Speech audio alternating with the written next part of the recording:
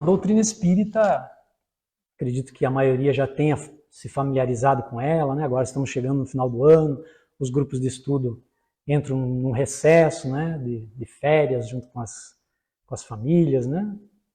Mas ela tem muitos recursos para nós estudarmos, né? A mediunidade, o intercâmbio, né? Entre os espíritos, perispírito, a origem, né?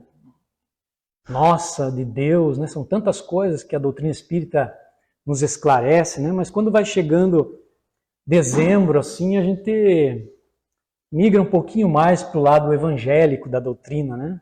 Não tanto da ciência, da filosofia, né? Porque nós sabemos que a doutrina espírita, antes de tudo, ela é o evangelho redivivo, né? Porque a doutrina espírita vem esclarecer aquilo que Jesus já falou, né? Se nós entendêssemos bem, né? Qualquer passagem de Jesus explica muita coisa, mas como a gente ainda é muito atrasado, precisa de subsídios para entendê-la, né? Então, chegando dezembro, a gente está acostumado, né? Alguns já se preocupam com os presentes, né? Já vai fazendo as contas para quem que tem que dar, para quem não precisa, né? E aí a gente já vai comprando com antecedência, né? Alguns deixam para a última hora, porque é um período em que a gente está acostumado a essa troca de presentes, né? Por isso que a gente fez um trocadilho no nosso tema, né? Jesus presente, né? Em que sentido nós queremos trabalhar esse tema, né? Presente no sentido de ser presente, de dar presente, de receber presente, ou de ser uma presença, né? Então a gente vai conversando aí nessa reflexão e sempre a gente tem aquele parente assim, né? Fazendo aqui uma comparação meio um pouco tosca, né? Aquele parente que já é meio rico, né? Tem de tudo, né? E aí você é convidado para um aniversário, qualquer coisa, você vai dar o que para a pessoa, né? Aí você fica pensando, você vai dar uma camisa, mas ela tem tantas camisas, vai dar não sei o que, né? Já tem tudo. E o que dá para uma pessoa que tem tudo, né? E aí, fazendo essa comparação meio sem pé nem cabeça, mas e se fosse para nós darmos um presente a Jesus, né? Que presente nós daríamos ao Mestre? Ele que, pelo nosso entendimento, tem tudo que nós conhecemos, né? E coisas que ainda nós vamos conhecer através da evolução, né? Então, o que será que nós poderíamos dar a Jesus? Já pararam para pensar sobre isso? Nós temos algumas pistas, né, no Evangelho, quando ele diz: vós sois a luz do mundo, o sal da terra, vós sois deuses, né? Isso significa que ele vê em nós alguma coisa que nós mesmos não enxergamos, né? E se nós olharmos o Evangelho, nós vamos ver que ele tem muitas personagens parecidos com a gente, né? A maioria dos personagens são cheios de defeitos, né? Paulo de Tarso, que era, né, orgulhoso. Alguns dizem que ele era o primeiro perseguidor dos cristãos, né? Esse é um termo politicamente correto, né? Como a gente diz, né? Quando a gente quer dizer uma coisa para não ofender tanto, a gente usa o politicamente correto. Mas ele era um assassino, né? Ele mandava matar os cristãos que não obedeciam à lei de Moisés, né?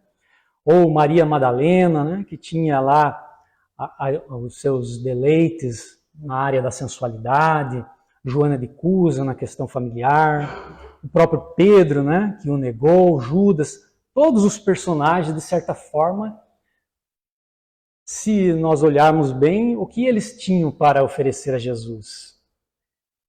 Mas Jesus não via dessa forma, ele via aquilo que as pessoas realmente têm dentro de si que não enxergam, né? Então talvez essa seja uma pista para a gente ver que Jesus quer de nós alguma coisa que está dentro de nós, né? E por isso ele veio trazer a sua mensagem. Ele veio, né? Pão da vida, luz do mundo. Ele tinha um olhar quente, profundo, solene tinha a voz. Ele veio com as mãos vazias, desarmadas, nem escudo nem espadas, mas tinha amor por todos nós. E toda noite sem estrelas, é Ele quem nos ilumina, e as nuvens mais escuras, é Ele quem desfaz. Então ele veio, agitou a nossa alma, para que nós pudéssemos entrar em contato com a sua mensagem e receber a sua paz, né? Então por isso que a gente gostaria de começar hoje essa reflexão com uma pergunta, né? Porque Jesus veio trazer o quê? Ele veio nos trazer a lei de amor. Então essa pergunta diz respeito a Jesus. Para você, se alguém quiser responder, também pode ficar à vontade, mas responda para si mesmo, né? Qual é a forma mais eficaz que eu tenho de demonstrar amor? Já pararam para pensar? Será que você procura no dia a dia demonstrar amor? Se sim, qual é a forma mais eficaz para demonstrar esse amor? O que vocês acham? Qual é a forma mais eficaz de nós estarmos demonstrando amor? E às vezes, quando nós falamos das virtudes, e acima de tudo a virtude do amor, nós às vezes temos uma ideia de que toda e qualquer virtude já é alguma coisa pronta, né? Fulano tem aquela virtude, eu não tenho. Então, a gente tem essa ideia de que é alguma coisa que eu vou pegar para mim ou não vou, que é alguma coisa pronta, né? E às vezes a gente se pergunta, e você ama? Ah, olha, eu ainda não, né? Mas então o que realmente vem a ser o amar, né? Então qual é realmente a forma mais eficaz de demonstrar o amor? Um novo mandamento vos dou, que vos ameis uns aos outros, como eu vos amei. Isso está registrado no Evangelho de João, no capítulo 13, no versículo 34, né?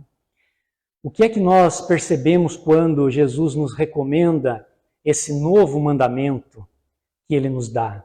Que vos ameis uns aos outros. E o que é que está por trás desse eu vos amei? Com base na pergunta que fizemos há pouco, né? Qual que é essa pergunta? Qual a forma mais eficaz de demonstrar o amor?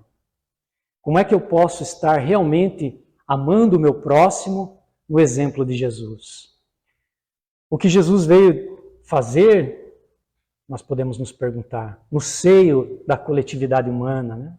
Da humanidade, com os ensinamentos os ensinamentos celestes que ele nos trouxe, né? Ele veio só falar, nos comunicar? O que é que ele fez? Ele praticou. Então, o que é que nós podemos deduzir desse mandamento registrado por João, não é? Ele não está nos convidando ao exercício da amorosidade, do amor? Então são reflexões que a gente vai, no período do Natal, né, buscando intimidade, né?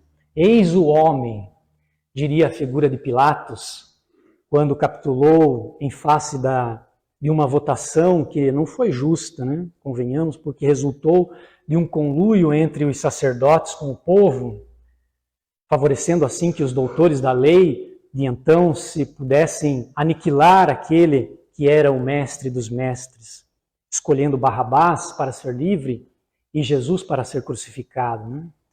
Então Pilatos, dominado pela insegurança, tendo que fazer a chancela, já que os judeus não poderiam matar ninguém, né?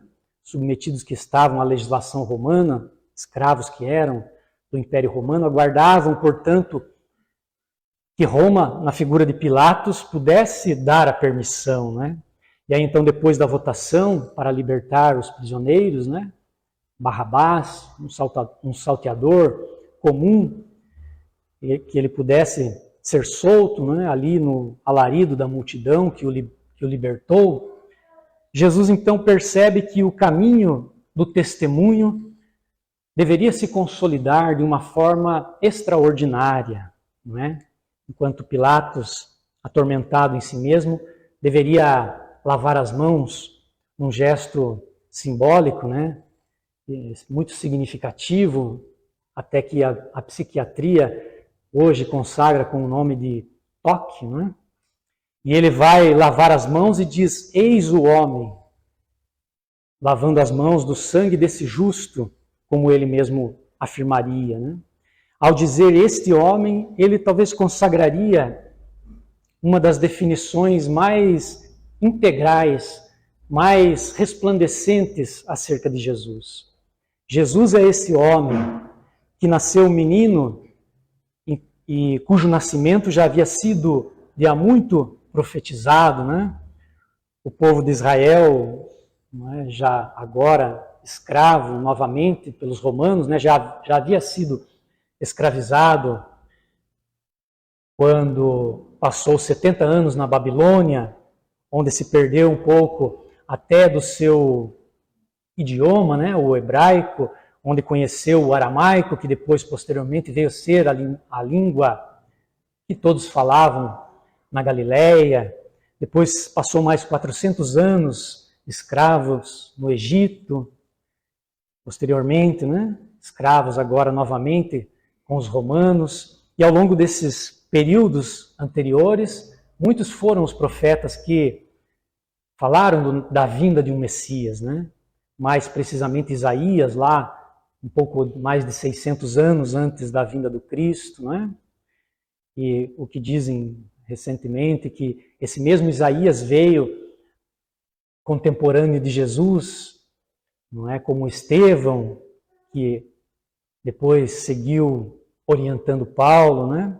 Mas naquele período já haviam passado 400 anos em que pareciam que os céus haviam fechado as portas, não é? Nenhum profeta mais nascia no seio da raça, e que Deus parecia ter esquecido daquele povo que se intitulava o povo escolhido, né? Não havia nenhum profeta, não havia nenhuma palavra transcendente, nada que informasse que Deus estava enviando notícias à terra. E mesmo assim, o povo de Israel esperava o Messias, esperava o Salvador. E acreditava que ele viria, mas os céus estavam calados, nenhuma informação. Até que um dia, como que revivendo as palavras de Isaías, vós do que clama no deserto, aplanai os caminhos do Senhor, endireitai as veredas, como que se o velho Elias houvesse retornado para dar informações eloquentes, firmes, imperiosas, uma voz se ergueu no deserto e começou a conclamar aquele povo a uma reformulação moral. Ele dizia: arrependei-vos, penitência, são chegados os dias do Senhor. Ele virá bom como um favo de mel e poderoso como um relâmpago do céu. Ele montará um jinete branco e cavalgará as nossas misérias, pregando o reino de Deus. E João Batista então inicia esse processo de chamamento daquele povo que estava um pouco esquecido, um pouco adormecido, não importa. E João então afirma quando na Val de Betabara batizava aquelas criaturas, convidando-os à renovação, ele afirmava que eu vos batizo com a água, mas depois de mim virá aquele que vos dará o batismo do Espírito Santo. Então, ele também anunciava o advento do Cristo, né? E nós, hoje, afirmamos seguir, não é? Ele anunciava a chegada dele, mas dizia também que não era digno de amarrar sequer de atar a correia das sandálias dele, né? Então ele veio iluminando mais do que o sol que brilha sobre a terra. Ele queria indicar os caminhos a serem seguidos e que se dizia o bom pastor e que do seu rebanho nenhuma ovelha se perderia, não é? Então ele chegou, mas não da forma como todos o aguardavam, né? Ele chegou na simplicidade de uma manjedoura, ao lado de animais, na solidão de dois corações que o aguardavam, a sua mãe e o seu pai, né? E ali foi reverenciado pelos mais humildes e os mais simples, que foram os primeiros a chegar, né? Os pastores. André Luiz também vai fazer uma comparação desse momento, né? Em que ali estavam reunidos todos os reinos da natureza, o mineral, na manjedoura, os animais, o vegetal, não é? Belém significa lugar de pão. onde se fazem pães, não é? E a manjedoura é onde os animais se alimentam. Então Jesus dizia, eu sou o pão da vida. Então tudo é uma simbologia, não é? E ele ali cercado por todos aqueles simples, não é? Porém humildes, os pastores que chegaram primeiro, depois foi também reverenciado por aqueles que se despojaram totalmente dos bens materiais, né? Das vaidades humanas, aqueles que deixaram de lado o orgulho para buscá-lo através do deserto, né? Os 3 reis magos, né? E depois foi o povo, foram as criaturas, né? Fomos nós. Mas aqueles que o buscaram, começaram a buscá-lo, eram os que estavam doentes, famintos, enfermos, abandonados, ultrajados, perseguidos. Estes o buscavam, porque ele tinha sempre a palavra que levantava o ânimo, a palavra que fazia ressurgir a esperança nos corações cansados. Ele diria, eu vim para estes. Os sãos não precisam de médico. Vinde a mim, todos vós que estáis cansados, sobrecarregados, e eu vos aliviarei. E hoje o Espiritismo tem essa missão de restaurar o Evangelho de Jesus, porque nós o esquecemos, não é? Ao longo dos séculos. Lá pelo ano 300, depois da sua vinda, né? O cristianismo tornou-se oficialmente a religião do Estado, começou a surgir, não é? Através de Nicolau, a questão de dar presentes, e hoje o Natal, não é? Quando falamos em Natal, qual é a primeira lembrança? Né? Principalmente das crianças. Então, às vezes o Papai Noel vem tomando o lugar daquele que deveria ser reverenciado, né? O aniversariante. Então nós fomos esquecendo de Jesus e do seu Evangelho. O Espiritismo tem esse desejo de clarear o nosso coração, despertar-nos novamente para nos voltarmos às lições do Evangelho, né? Porque esquecemos ao longo dos séculos. E que data melhor, se não esta que antecede o Natal, para fazermos talvez uma nova tentativa de transformação interior para melhor, refletindo no Evangelho, nas consequências, não é? De seguirmos as leis divinas. Então essa é uma época diferente, quando o clima vai se impregnando um tanto mais pela presença de Jesus, não é?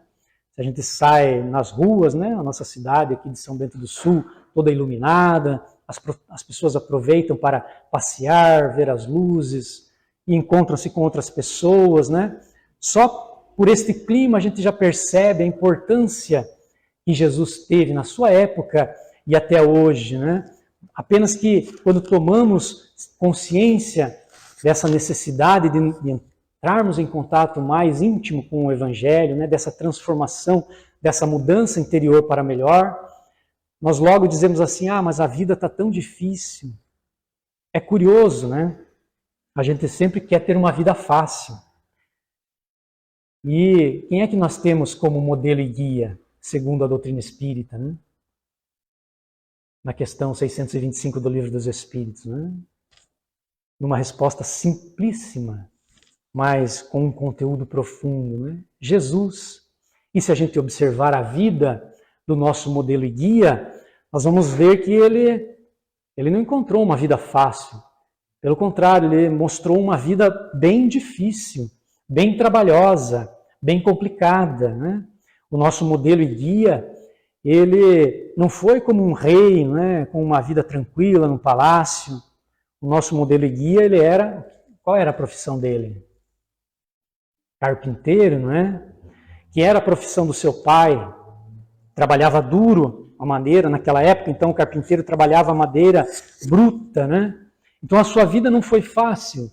E durante 3 anos, depois que ele saiu levar a boa nova, ele percorre toda a região da Galileia, da Judéia, a pé, muitas vezes pelo deserto, pelas regiões inóspitas, convivendo com a injúria, a difamação, os ataques gratuitos, a ameaça de prisão, a incompreensão, a ignorância do povo, né? Até na Samaria, onde os judeus não eram bem-vindos, né? Porque a Samaria era um atalho de um lado a outro até Jerusalém, né? E os judeus preferiam dar a volta, andar muito mais do que passar pela Samaria, né? Até lá ele esteve divulgando a Boa Nova, né? E lá ele deixou uma mensagem fascinante, que ainda nós não entendemos, né? Não foi entendida devidamente por nós outros, né? Naquela conversa com a samaritana, né? Foi quando ele disse que chegaria o dia, não sei se vocês recordam, né? Que a samaritana falou, os judeus têm em Jerusalém o templo para adorar a Deus, nós temos aqui o Monte Gerazim, o Poço de Jacó, aqui próximo, né? E aí ele diz então que haveria um tempo em que nós não teríamos templos, que Deus seria reverenciado nos corações, haveria um templo em cada coração, né? Mas para que haja então esse templo no nosso coração, é preciso que o coração esteja limpo, limpo das mágoas, do ressentimento, das vaidades, do ciúme, da impaciência, né? Da intolerância, coisas que a gente quase não está acostumado, né? Por isso que Jesus nos trouxe a mensagem da manjedoura, a fim de que nós possamos desenvolver essa humildade, a fim de que possamos desenvolver essas habilidades de perdoar, de compreender, de se colocar no lugar do outro. Então, lembrando a pergunta inicial, né? Alguém lembra? Qual que é a maneira mais eficaz de demonstrarmos o amor, né? Nós pensarmos irmos no encalço dessa resposta, nós podemos fazer uma outra pergunta, né? Para quem sabe encontrarmos a resposta. O que realmente eu quero fazer comigo a partir de hoje? Para nós termos essa resposta, nós precisamos nos conhecer. Nós fazemos esse exercício de tentar nos conhecer. Temos a orientação de Santo Agostinho no Livro dos Espíritos, né? Na questão 619. Mas eu faço essa autoavaliação? Eu confesso que raramente, né? Agora no final do ano a gente até senta um pouquinho, faz uma análise do ano que a gente teve, já promete coisas para o ano que vem, né? Coisas que a gente vai esquecer já no primeiro mês, mas é uma avaliação. Mas nós precisamos nos conhecer para sabermos para onde que nós queremos ir. E aí podemos responder o que realmente eu quero fazer comigo a partir de hoje, né? Emmanuel diz assim, o Espírito Emmanuel, né? Das pessoas, das coisas, das situações, sempre existe o lado melhor. Para quem? Para quem quer aprender. E por quê? Porque em qualquer situação eu sou, então, convidado amorosamente a ver um ângulo diferente. E o universo é mesclado de opções. O que é que eu quero? E somente eu posso decidir, escolher o que eu quero. Que pessoa eu quero me tornar? E aí então, refletindo amorosamente em Jesus, quando ele diz, não vos inquieteis, pois, pelo dia de amanhã, porque o dia de amanhã cuidará de si mesmo. Basta cada dia o seu fardo, né? Em Mateus capítulo 6, 34, né? Então, como então podemos aprender a amar? Como eu posso me tornar um ser mais amoroso? E aí nós vamos voltar à doutrina espírita, à orientação do Espírito de verdade. Deixo-vos 2 mandamentos. Espírito de verdade, que para nós espíritas é o próprio Cristo, né? Deixo-vos 2 mandamentos. Primeiro, amai-vos. O segundo, instruí-vos. Então nós vamos percebendo que a prática do amor é primeiro conosco, nesse movimento de autorrespeito, de autovalorização. E vamos percebendo que Jesus ele não é uma história, não é uma lenda, Jesus não é um mito, Jesus é uma realidade. E quando ele diz, por exemplo, para Joana de Cusa, que ele é o bom pastor, quando ela bate a porta da casa de Simão, não é? E Jesus diz, Joana, seja bem-vinda, mas o Senhor me conhece, sabe o meu nome? Ela responde surpresa. Ele diz, eu sou o bom pastor. E o bom pastor conhece todas as suas ovelhas nominalmente. Então essa é a grande proposta da vinda de Jesus. Os bons espíritos, o nosso anjo da guarda, qual que é o lema deles? Que eles trazem consigo? Ajudar, né? Ajudar a minorar, a diminuir a dor, o sofrimento dos semelhantes, né? Portanto, a prática do amor, talvez para nós seja toda manhã eu perguntar a mim mesmo, o que é que eu posso fazer comigo para me tornar uma pessoa melhor, autoconsciente dos meus recursos, aliviando a minha dor, a minha angústia, o meu sofrimento. Porque eu sei que foi eu que gerei os meus sofrimentos, nas escolhas equivocadas, no ontem, muitas vezes, hoje ainda, né, eu faço escolhas equivocadas, mas eu sou mais do que os meus equívocos. Eu sou mais daquilo que eu fiz, mais do que eu faço. Eu sou filho de Deus. Como filho de Deus, eu sou um ser amor. E com base nisso que eu sou, como é que eu posso me ajudar em quem eu estou hoje, né? Nessa personalidade, nesse corpo? E ao mesmo tempo eu começo a me questionar amorosamente como que eu posso estar ajudando nesta grande equipe de Jesus a minorar, seguindo o lema do meu próprio anjo da guarda, né? A diminuir as dificuldades do meu semelhante, né? Demonstrando assim eficazmente o amor.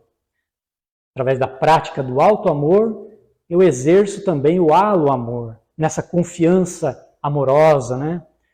Como nós estamos vendo neste momento, né, as guerras, como nós vimos recentemente, famílias inteiras fugindo de guerras, migrando para países desconhecidos, em embarcações frágeis, pedindo socorro. E às vezes nós vimos nos noticiários embarcações, toda uma embarcação naufragando no mar.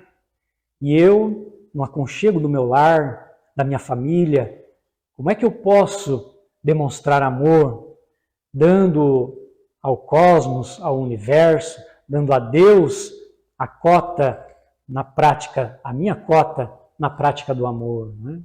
Então eu acho que nós podemos aproveitar essas vibrações da proximidade do Natal, né? Vibrações que o Natal nos oferece, que as reflexões que todos fazemos, mesmo que do nosso jeito, desajeitado, meio atrapalhado, sobre Jesus, não é? Mesmo que ainda sem tanta emoção, não é? Nós também vibramos pelo nosso planeta. Então nós podemos aproveitar, é um período diferente, as pessoas, como eu disse, passeiam nas ruas para apreciar os enfeites, cumprimentos, até sorriem umas às outras, né? Então é um período especial, um período que representa uma noite que jamais se repetirá. Uma noite em que José e Maria procuravam um lugar para acomodarem-se, né? Eles haviam sido chamados a fazer o censo, né? Diferente do nosso censo atual, né? Lá naquela época, o censo era para contar os escravos, porque Roma queria saber, não é? Então, fazia-se o censo. Hoje a gente faz o censo para os administradores poderem fazer os planejamentos, as cidades, né? E eles eram obrigados, então, eles foram até Belém, a cidade do pão. Então é uma noite que jamais se repetirá, né? Não encontraram nenhuma hospedaria e aonde foram, né? Buscaram a estrebaria, para que então pudesse Jesus descer do mais alto posto do nosso sistema solar aqui em relação ao nosso planeta, né? Depois disso dizem que Simão, que era um homem justo, temente a Deus, isso está mencionado no Evangelho de Lucas, e veio Amélia Rodrigues nos contar os detalhes, né? Que após saudar Jesus criança, né? Nós lembramos, né, que um dia Jesus estava conversando com os do templo e a sua mãe havia perdido ele, né? E Amélia Rodrigues vem nos dizer que aquele ancião, não é, Simão, após saudar aquela criança, Jesus, no templo, pegou-o nos braços e o conservou ali, acolhedores, ele era uma criança. E longe estava José e Maria, que estavam procurando o menino que havia desaparecido, e esse Simão então dirigiu-lhe a palavra com uma certa discrição, né? Ele falou assim: Celeste, amigo, por que preferiste a palha humilde da manjedoura, já que vem representar os interesses do eterno Senhor da terra? Por que não vestiste a púrpura imperial? Por que não nasceste ao lado do Augusto, o divino, para defender o flagelado povo de Israel? Longe do poderio romano, dos senhores romanos, como vais advogar a causa dos humildes e dos justos?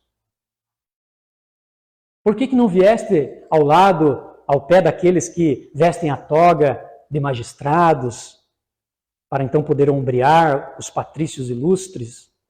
Por que não chegaste como Moisés, valendo-se do prestígio da casa do faraó? Quem te preparará o caminho do ministério? Que será de ti sem um lugar no sinédrio, no templo? Samuel, por exemplo, mobilizou forças para vencer os filisteus. Saul guerreou até a morte. Davi estimava o fausto do poder. Salomão viveu para administrar volumosos bens. Mas e tu? Não te ligastes aos príncipes, nem aos juízes, nem aos sacerdotes? Não encontrarias outro lugar para nascer, além do estábulo singelo? Jesus, menino ali, ouvindo-o, sorriu para ele, e o ancião, olhando-o mais detidamente, continuou: aonde representarás os interesses do Supremo Senhor? Sentar-te-ás entre os poderosos? Escreverás livros de sabedoria? Improvisarás discursos que obscureça os grandes doutores de Atenas, filósofos, pensadores? Amontoarás dinheiro suficiente para redimir os que sofrem? Vai erguer um novo templo de pedra, onde o rico e o pobre aprendam a serem filhos de Deus? E depois do intervalo ainda indagou quase em lágrimas: dize-me, ó divina criança, onde representarás os interesses do Supremo Pai? E o tenro menino no seu colo ergueu a sua pequenina mão e bateu no seu peito, suavemente, naquele peito envelhecido que já se inclinava para o sepulcro. E nesse instante aproximou-se a sua mãe, Maria, e o recolheu nos braços, né? E somente mais tarde, depois da morte do corpo físico, Simeão veio saber que aquele menino não havia deixado sem resposta. No gesto silencioso da sua mão, quisera dizer que ele vinha representar os interesses do céu, não nas organizações respeitáveis e efêmeras da terra. Ele vinha da casa do Pai justamente para representá-lo no coração dos homens. Então, depois de tudo que Jesus fez por nós, o mínimo que nós podemos fazer por Ele, como presente a Ele, é irmos ao seu encontro. Convidá-lo, né? Convidar o seu como aniversariante para o seu próprio aniversário. Quem de nós lembra-se de convidá-lo para o aniversário, né? Então é esta nossa reflexão para esta noite. Trazermos Jesus presente em nós, não como um presente que se dá e se recebe. Jesus presente. E ao torná-lo presente em nós, levá-los aos outros como o presente divino. Esse é o segredo do Natal, né? É a mensagem da manjedoura, né, que nos encoraja a ir ao encontro de Jesus, porque Ele já veio até nós. Há 2000 anos Ele veio. Nós estávamos num encontro de jovens nesse final de semana e alguém relatava sobre os dois caminhantes de Emaús e lembramos que Jesus caminhou com eles durante todo o tempo, mas eles não o reconheceram. Mas ele estava presente durante toda a trajetória. E apenas no final, quando o convidaram a cear com eles e quando ele partiu o pão da maneira como ele sempre fazia, eles o reconheceram. Então, nós também podemos, embora sabemos que ele já está caminhando conosco todo esse tempo, nós podemos buscar na intimidade da ceia que iremos fazer esse contato com Jesus, para identificá-lo e se fazer presente conosco, porque ele veio há 2000 anos trazendo o maior presente que nós poderíamos receber. Ele havia prometido que viria e veio o pão da vida, luz do mundo. Tinha um olhar triste, meigo e profundo e solene tinha a voz. Ele veio, mãos vazias, desarmadas, nem escudo nem espadas, só amor por todos nós. Todas as noites sem estrelas ele ilumina, e as nuvens mais escuras ele desfaz. Ele veio, agitou a nossa alma, tirou o nosso trauma e nos deu a sua paz. Que nós possamos agasalhá-lo no nosso coração e nos mantermos em paz, porque o seu convite é para nos evangelizar. Eis o convite do Mestre, nós somos apenas um reflexo do seu evangelho. Então, aonde estivermos, fazendo presente em nós que a força do amor suplante o desânimo, a apatia, e assim continuemos a nossa caminhada sempre com Jesus. Muito obrigado.